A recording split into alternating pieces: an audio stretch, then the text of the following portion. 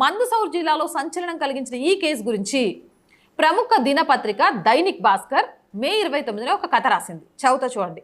తాంత్రికుడి వేటకు బలైన 40 నుంచి 50 మంది మహిళలు. ఏ తాంత్రికుడు?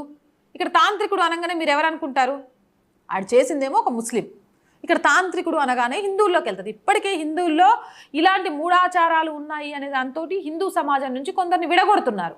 మరి ఇలాంటి మూఢనమ్మకస్తుల్ని లేకపోతే మూఢత్వాన్ని అడ్డు పెట్టుకుని ఆడపిల్లలతో ఆడుకునే వాళ్ళ గురించి ఎందుకు చెప్పరు? వాడి పేరు చెప్తే ఏంటి? అలాంటి వాడి పేరు తెలిస్తేనే కదా ఇంకే ఆడపిల్ల అలాంటి వాడి చేతుల్లో మోసపోకుండా ఉంటుంది.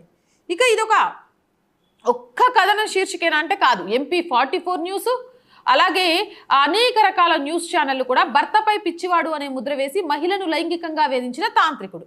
స్టేట్ మిర్రర్ అనే పత్రిక అయితే మంత్రతంత్రాల పేరుతో ప్రేమవల 40-50 మంది హిందూ మహిళలపై అత్యాచారం చేసిన తాంత్రికుడు. ఇలా కథనాలను